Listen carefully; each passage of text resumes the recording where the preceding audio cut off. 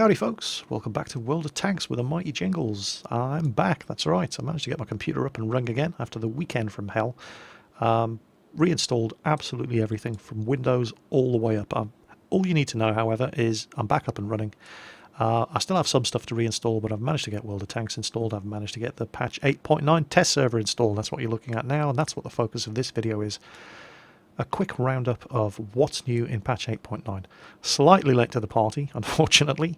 Computer problems precluded me from getting this video up 3 days ago when I wanted to. And all we're doing in today's video is sort of whet your appetite for what is to come. A quick roundup of what's new in patch 8.9, starting of course with the German tank destroyers. That's the major thing about patch 8.9. It's not the only thing about patch 8.9, but this is basically what everybody's shouting about.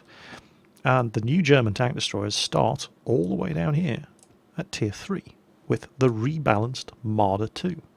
And a lot of people were pretty anxious about grinding out this new German tank destroyer line by having to go back to this thing, because it used to be awesome and then it just got hammered into the ground with the nerf bat and eventually got put out of its misery in patch 7.5 when Wargaming finally killed it and made it pointless trying to drive this thing. Well, it's been rebalanced for patch 8.9. Although very suspicious, though I am, of Wargaming's rebalancing German tank destroyers, it's actually not bad. It's not great, but it's not painful to drive anymore. So we'll be taking a look at the Martyr again in a future video. But for now, we're skipping straight ahead to the Martyr 38T. And this looks like a really, really good little machine. Essentially, it's a Panzer 38T with the turret taken off and a selection of 75mm guns, including the 76mm gun that the Martyr used to have as its top gun, not anymore.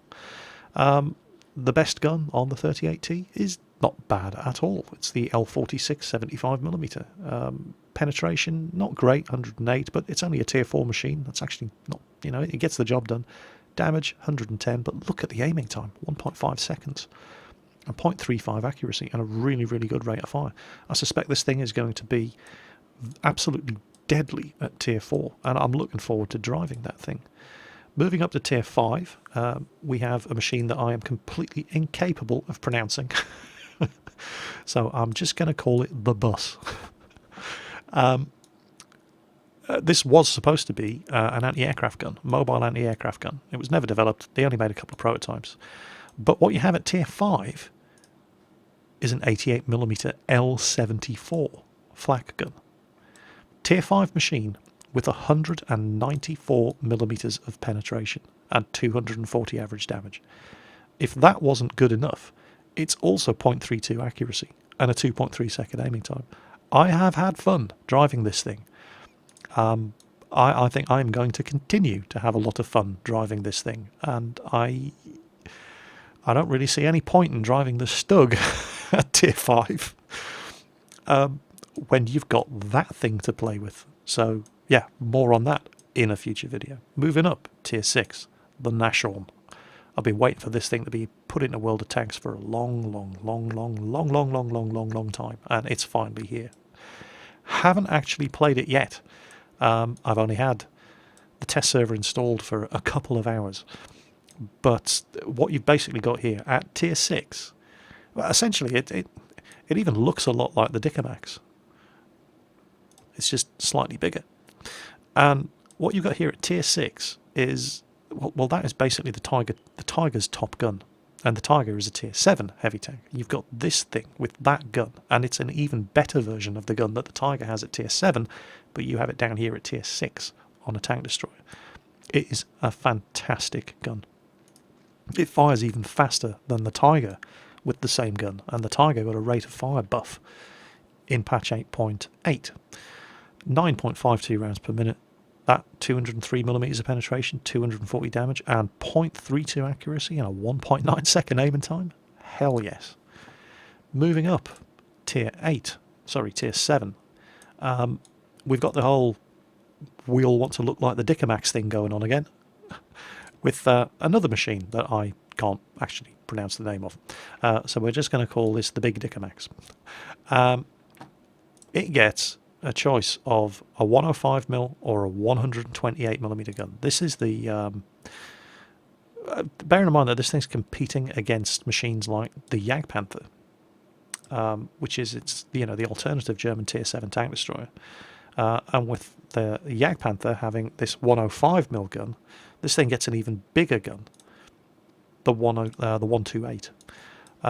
Both of the guns are a bit derpy. You've got this 105, the 128 there. The 105, slowish rate of fire. Penetration, yeah, 169. 300 average damage though. Accuracy and aiming time are okay. But I can't see anybody using that when they could have the 128mm, which you can see modelled on the machine there, which, while the rate of fire is very slow, 4.35, it gets 231mm penetration, 490 average damage, 0.36 accuracy, 2.5 second aiming time. I hesitate to say this is the weak link in the chain. It's certainly not. It doesn't look like a bad machine at all. I haven't played it yet, but I don't see anything to get too excited about with the new Tier 7. Again, not bad, but not too exciting. On the other hand, you move up to Tier 8. This thing, the Rheinmetall Borsig Waffenträger.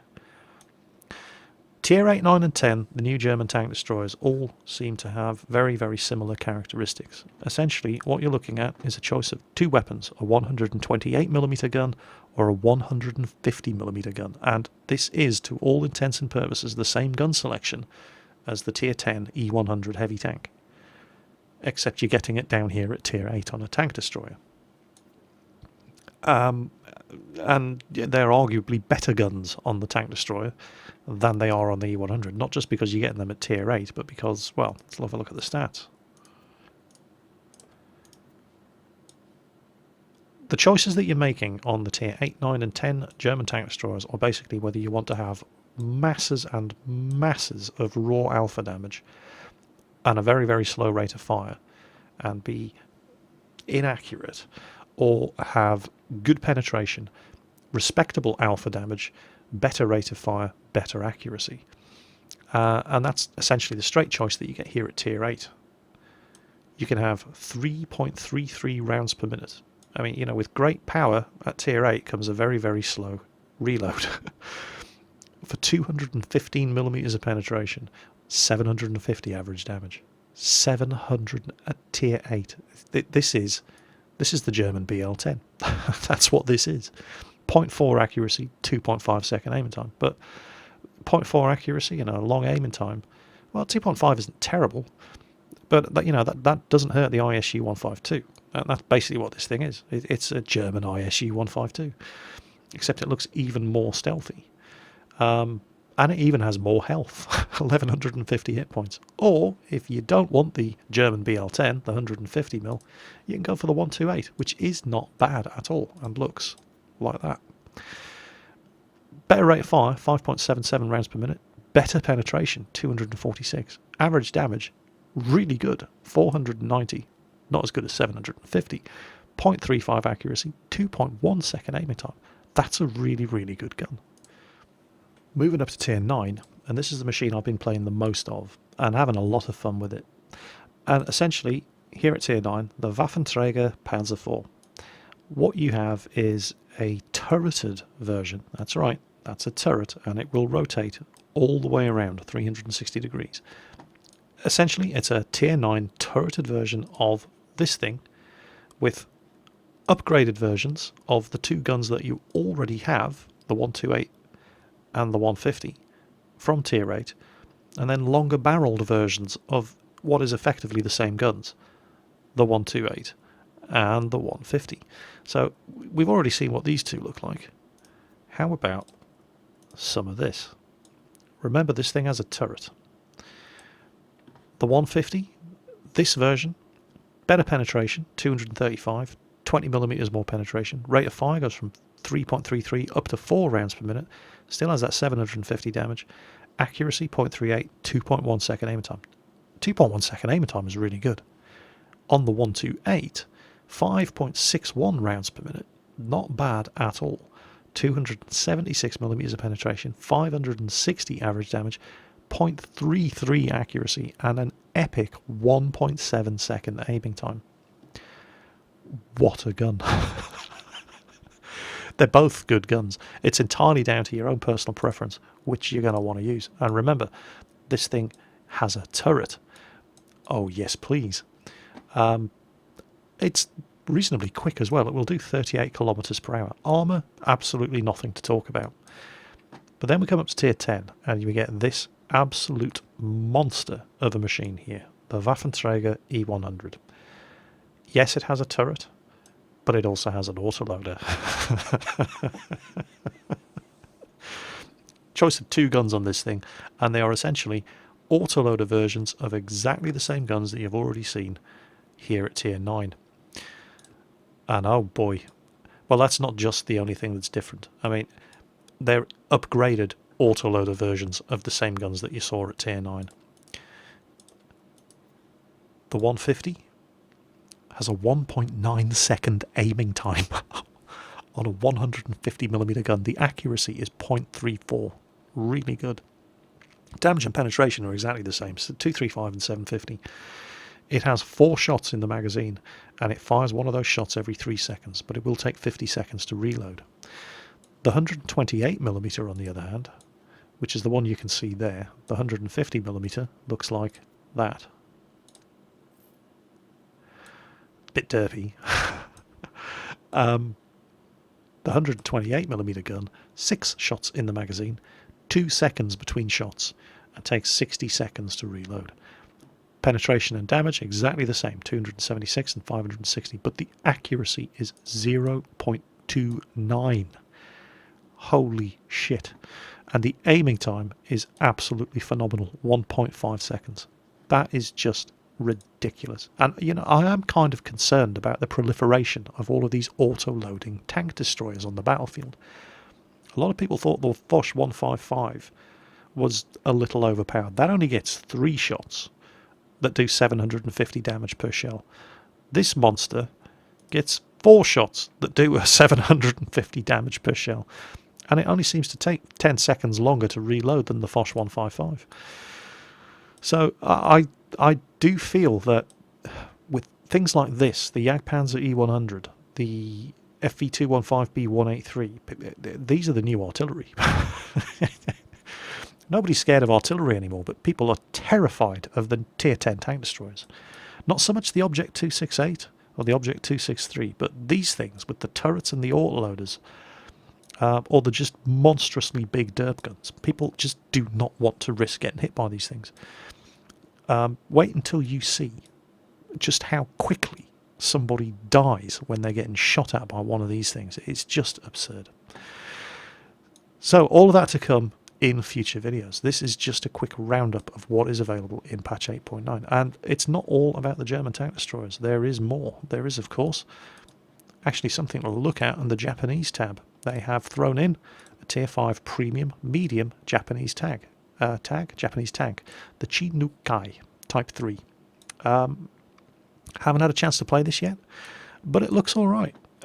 It's reasonably quick, 38.8 kilometers per hour. The gun is not terrible. It's a 75mm with a good rate of fire, 12 rounds per minute, 124 penetration, 125 damage. Accuracy isn't terrible, 0.37, 2.3 second aiming time. So Japanese tanks coming soon. This thing will at some stage be available either in the gift shop or available to purchase in the Japanese tech tree in the game, which isn't here in 8.9 yet.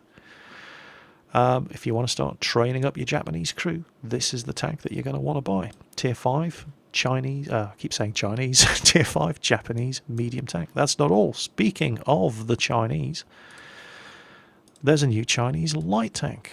There it is, the Type 64. It's a Tier 6 light tank. Look at the speed, 72.4 kph. Is this the new T50-2? We shall see. Again, haven't had a chance to play this yet. I've only had the patch 8.9 test server installed for a pair of hours, but once I get my hands on it, we will be having a go. That's not all that's coming in patch 8.9. Check this out. The battle selection screen now looks slightly different. This drop down. Team battles. Battle between peer teams.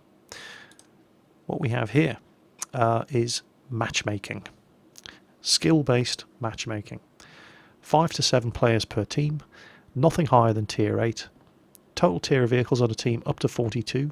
You can create a team of your friends, or you can have yourself assigned to the matchmaker to search for a team for you, and it will rank you according to whatever wargaming have determined your efficiency in your tanks to be. So that's something that people have been asking for a long time. Skill-based matchmaking.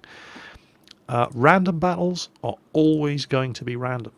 Wargaming have gone on record as saying this. If you click for a random battle, then there is absolutely no skill-based matchmaking whatsoever, and they never intend it to be. Random battles are intended to be exactly that, random.